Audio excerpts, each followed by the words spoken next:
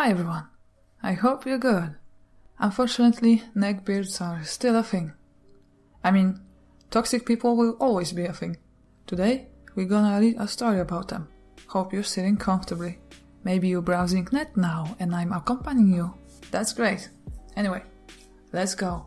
Neckbeard fetishizes my bisexuality and my cosplay hobby. Okay, so I have been a little bit reluctant to talk about this story because it is really recent. Also, I feel like it kind of solidifies that I am still really bone dead stupid when it comes to finding partners with the same interests as me, and understanding the difference between love and infatuation. Unfortunately, with my first serious relationship, I had to learn that the hard way. Rewind to about April of 2020. The pandemic was really starting to settle in the US with lockdowns and people buying up toilet paper and scalping everything from hand sanitizer to game consoles. Around this time of year, the protests regarding BLM and police brutality were very intense. In the region I live in, a lot of these protests and the vile rioters that invaded what was supposed to be peaceful were closed, so a lot of stores had boarded up windows and doors for safety. The only reason I would ever leave my apartment was for groceries. I had not lived in the town more than 6 months to take on my dream job.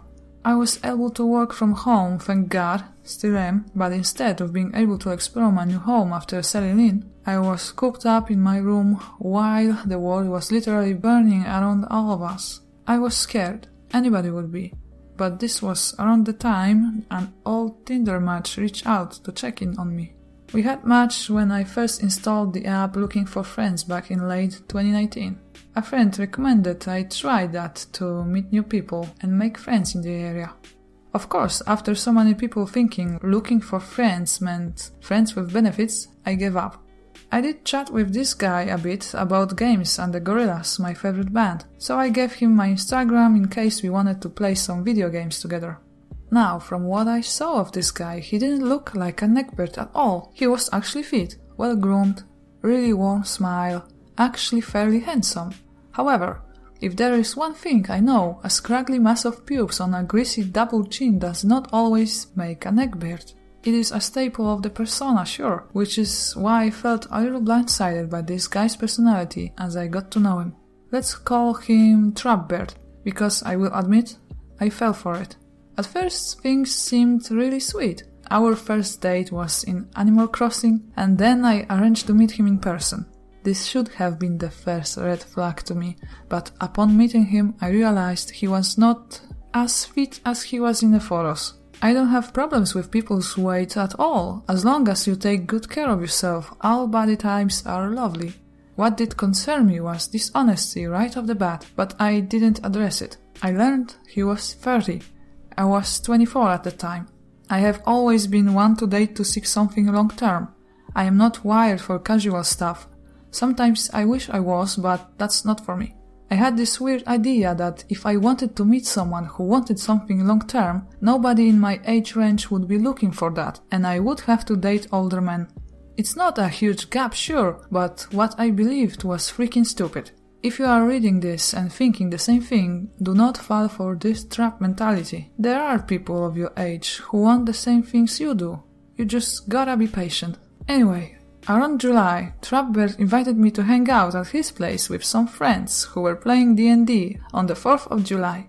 I felt safe knowing there was going to be a group of people, and it actually was a great time. His friends were pretty cool, and I actually got invited to make a character to join their campaign. So, for a while, it became a thing. Every other weekend I would hang out at his place, eat pizza, play some games. Again, nothing right off the bat that gave me reason to be alarmed. He didn't have a headboard or really a bed set in his bedroom, but I overlooked that. Kinda saw it as a normal thing for single guys. Not a good thing, but a normal thing. Then things got a little beardy as we got more comfortable with each other. So he did have an awareness that I was bisexual, and he admitted that he was polyamorous, which I had no issue with these relationship types. They are not for me, but he assured me he would never bring someone else into the relationship without my permission. I do remember a conversation we had a couple times that should have been another red flag, but I was unaware. I mistook it for support. TB, Trapbeard. TB. Hey, you know, I understand you are new with relationships and stuff, but if you ever wanted to explore your sexuality, I would fully support you. Me. What do you mean? TB. I mean if you wanted to see what our relationship with a girl would be like. Me. Why would I do that? I'm in a relationship with you, I'm not gonna cheat. TB. I know, but I wouldn't see it as cheating. It's okay. Really, I would understand. Me. Dude, I am in a relationship with you. I am not going to just do that. Just because I'm interested in men and women doesn't mean I am going to just experiment when I am committed to someone I care about. That's not okay. I wouldn't be comfortable if you did something like that to me. I'm not going to do that to you. I should have seen it for what it was. I don't want to make assumptions, but I don't think he was actually polyamorous. Rather, he had a thing for freeways. I am sure if I went and experimented with my sexuality with another man, or if I invited another man into a polyamorous relationship, he wouldn't want that. He wanted girl-on-girl action, which, looking back on it, makes me nauseous. On top of that, I had recently picked up the hobby of cosplaying and posting videos on TikTok. It was an activity I had wanted to challenge myself to for ages, but had always been scared to because of bullies. So, letting my partner know about it was a big and scary step for me. I did bite the bullet and let him know, and to my joyful surprise, he didn't make fun of me for it. I was so happy knowing my partner appreciated it, only it wasn't really appreciation. I guess Trapbeard saw my hobby for cosplay as a hint that I could bring costumes into the bedroom. I didn't realize it at the start, but he fetishized it. The big clues that led me to that theory was, of course, he would mention, "You would look so cute in the Kakegurui uniform," and, insert character here, "is so hot, you should try cosplaying them." Then there was the hentai. He would chat about characters from shows and games and how cool or neat they were. They were women, of course. Somehow he would always have some form of lewd art of the characters and would send it to me. It started off with Lady Dimitrescu and would go so far as Peridot from Steven Universe.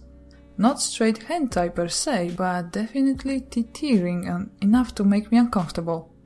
Then he freaking sent inflation fan art.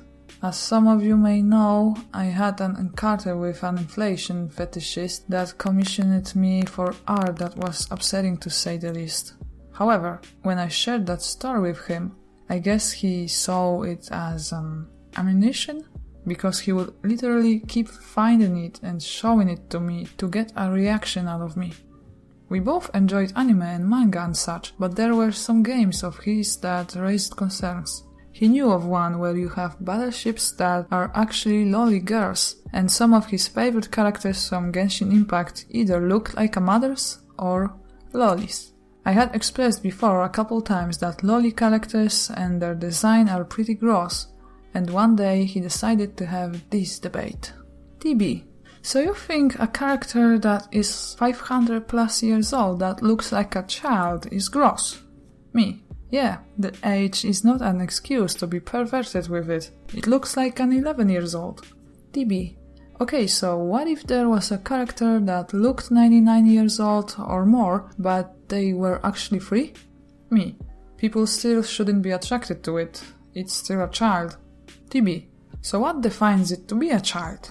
Their looks or their actual age? Me. Both.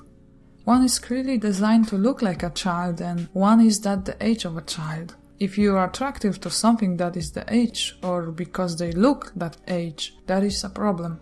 Entire races get fetishized simply because they look submissive and childlike. Just because it is a fictional character doesn't make it okay.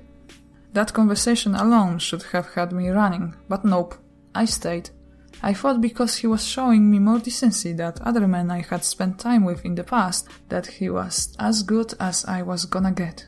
My bar was on the floor, and Trapbeard was drilling for oil, and this is only the start. This is getting pretty long, so I will carry on the rest in a second installation, and things really pick up there. I appreciate your reading. I appreciate you writing this story. There is a second part. We are gonna to read it now. Trapbeard Part 2. Trapbeard moves into his Stalkers House. This is the second and last installation of the Trapbeard series. I really appreciate the encouragement and support from the first installment. This one will go into the much deeper parts of this iceberg and ultimately the breakup from this relationship. This one is a bit longer than the first installation, but this one does go more in depth. TLDR at the bottom. Trigger warning. Mentions of alcohol abuse and stalkers, hence the title. If this is not your cup of tea, please enjoy one of the other awesome stories on this subreddit. Now, Trapbeard wasn't all red flags. I don't think many people are. He did do some sweet things for me. For my birthday he got some canvases and we followed some Bob Ross tutorials together. That was really touching to me because getting my family or friends to engage with my artistic activities was like pulling teeth. The fluffy sweet stuff that happened ultimately was what convinced me to stay. Trapbeard did have his moments. We daydreaming about traveling once the pandemic was over, visiting different Disney parks and attractions, even exploring locally. I thought that would be wonderful. However, when things eventually became more intimate, the dynamic of their relationship changed. I remember opening up to him that due to my hyper-religious upbringings and the purity culture and body image issues I grew up with, I had some pretty severe intimacy anxiety. His remarks about that didn't aid my case because at one point he asked, "TB, did you learn to speak in tongues in your church growing up?" Me: "Yeah, but speaking in tongues is not really a thing. It's something I picked up on because I felt if I couldn't do it, I wasn't really a child of God." TB: "Hey, speaking in tongues is kinda hot though." Me: "What do you mean by that?" TB: "Well, it involves a lot of tongue work. I dated someone before who spoke in tongues and hers felt amazing." As if fetishizing my hobbies and my sexuality wasn't enough, my religious trauma was added to the sick checklist of his. Once we were intimate, the fluffy sweet stuff was not as common, and there was an unspoken expectation to do it at least once a day when I was staying in his apartment. I thought losing my card would cause my intimacy anxiety to subside now that I had finally done it, but that's far from true. I am glad I didn't wait till marriage, but at the same time the purity culture ingrained into me and the lack of quality with it felt me feeling filthy. Since I was new to it, I felt utterly clueless. I couldn't put a pin on it in the moment, but looking back on it, it didn't feel affectionate. It felt cold, like he was pleasuring himself with my body. There was no communicating whatsoever. Now, there were a few big offenders that ultimately trashed our relationship. One of the big ones being that Trapbeard moved into his Stalkers House.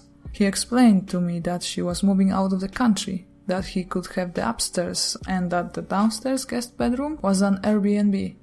He moved in because free rent, but visiting him in that space made me feel wildly uncomfortable and unsafe. He told me I had nothing to worry about and that he had a gun to protect himself and me if she tried anything. Whoa, feel much safer. He assured me that he searched the place for cams and mics hidden in the furniture and lights, but I still felt really uneasy whenever I visited. He would have to sneak me in though the garage, since there was a ring doorbell at the front, and I couldn't raise my voice at all if there was a guest downstairs. This whole situation was super confusing and scary to me. He told me this woman was a stalker, but usually when you have a stalker you should want absolutely nothing to do with them, right? Let alone be in contact with them, let alone live on their property, allowing them to know exactly where you are. I get it, free rent is free rent, especially in these times, but at the expense of your personal safety? Trapbeard also had an alcohol problem.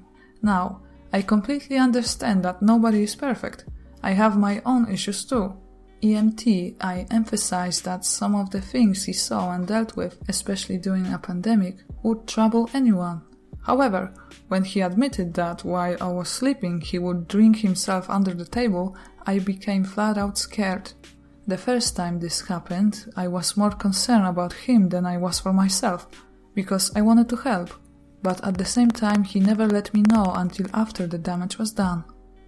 I, at the very least, would take any alcohol from our D&D hangouts and parties with me home to my apartment. I eventually did talk to him about how his behavior made me feel unsafe being with him. Of course, Trapbeard asked, "Why do you feel unsafe when I drink when you are asleep? It gets worse when you are asleep and I am alone." I usually went to bed 10-11 and he would be up till 2-3 am. And, well, I am hoping that once I become a father, I will be motivated to be a better man.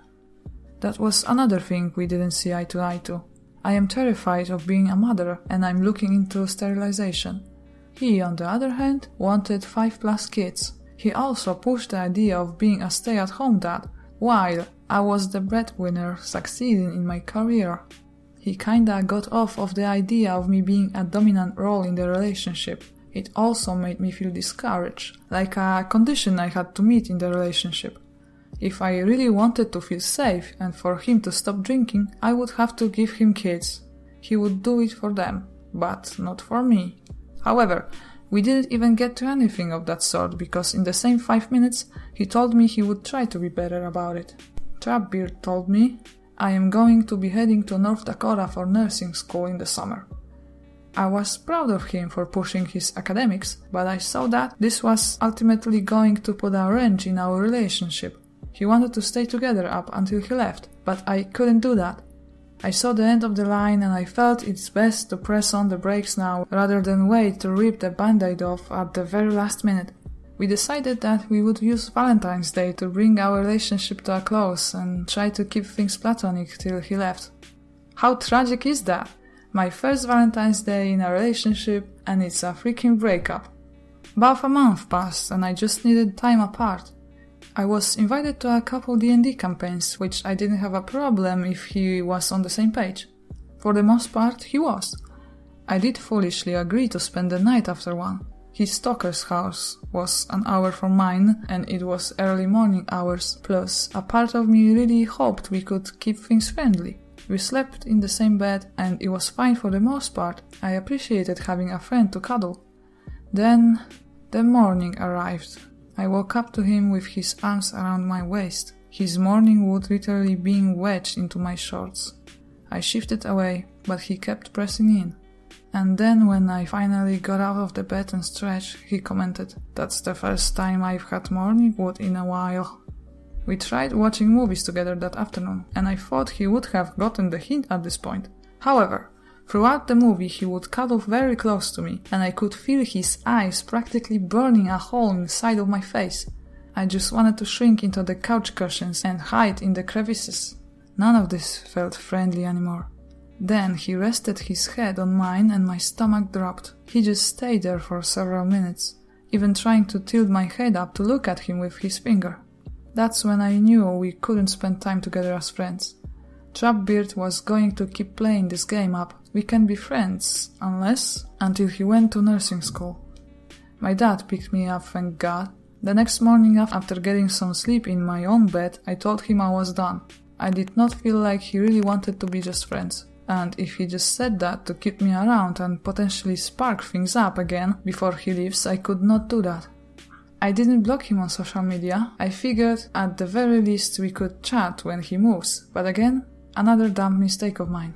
I was expecting not to get into another relationship for a while. I was doing a lot of self-reflection, healing as well, because I knew there were things I struggled with in the relationship, and I didn't want them to surface in the potential next one. However, in my pursuits to educate myself better, I became very close to someone I was chatting with in a different forum.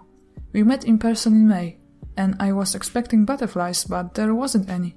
Spending time with this new guy brought a sense of peace I hadn't experienced before. I felt listened to, appreciated, and surprisingly enough, not fetishized because of my hobbies and traits. That was new to me. After a couple more hangouts and more chatting, we became a thing. I wasn't really looking for a new relationship so soon, but this was welcome and nice. I thought all was finally right with the world, but then I caught suspicion that I might be wrong. Looking at my activity on TikTok for a couple weeks, I noticed that Trapbeard had been liking my videos a lot more frequently than I had seen before. Sometimes he even left comments. The light drizzle before the storm that would be Trapbeard trying to reel me in again. One night I was watching Venom with my dad, and guess who I get the message from? TB. Hey, how it's going?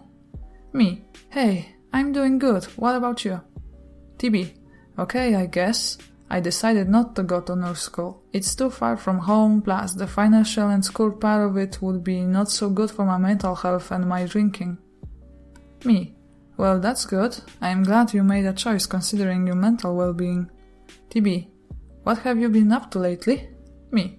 Just been looking after myself. This kind of gave me hope that maybe he was taking this platonic thing seriously. We reflected on the things that went wrong. I admitted I wasn't good at communicating in relationships. Get this, he admitted to me he had a reputation of cheating in his past relationships. My dad gave me his 2 cents and I didn't quite like it. He said that he was probably reaching out to try and spark things again. He even had a pretty dark theory that he probably wasn't going to nurse school at all. He literally dropped that information right after I tried to confront him about his drinking making me unsafe. And maybe he said that as a way to avoid the conversation. I didn't humor the latter that much, but this did seem out of the blue. Next morning kinda confirmed both our suspicions with another message. TB, how it's going, my green-haired hottie? Me, okay, I am going to make a guess here that the reason you have been reaching out to me the past couple days is because you are not going to nursing school and want to get back together again. TB, if I'm gonna be honest, yeah. Me, okay, then let me be honest with you. I have started seeing somebody else and things are going pretty well. TB, oh okay. I thought that was it. I thought the hint was as clear as it was gonna get. And yeah, chatting was pretty simple for a couple days following. Then it started back up again, and I was finally exhausted by his hovering. TP, hey cutie, can I ask you a question? Me, I guess. TB, did you stop loving me? Me, Trapbeard, what kind of question is that? I did love you, but you have routinely put me in positions where I have felt extremely uncomfortable. I truly thought you cared about me enough that you would want to have me around as a friend, but you never put any effort into making that work. You made it clear that the only reason you would want me around is to be your girlfriend and that you would never see me as anything else, and that's really freaking hurts. Plus, if you had moved on into another relationship, I would never keep poking and prodding at you with questions like this. You clearly do not respect me as an individual and I am done. I then proceeded to block him on social media. Finally, I pushed it off way too late. Haven't heard from him since, thank God. I do not wish any ill will towards him. Yes, he did hurt me, but I do hope that he is able to get his alcoholism looked after and he is able to find a partner that is on his wavelength. I wasn't. I just wanted to document this as a part of my learning and healing experience. Despite getting hurt, I have learned a lot more about myself, how to pick up on red flags more clearly, and how to tell the differences between someone liking me for me and someone infuriated by me. I'm just glad I got out when I did, and I didn't throw away so much in order to make one man happy, including my own well-being and comfort. Thank you for writing your story and sharing your experience with us. I am very glad that you broke up that relationship and learned things about yourself. I really wish the best for you. And everybody, thank you for listening. I hope you all have a wonderful rest of the day. Goodbye.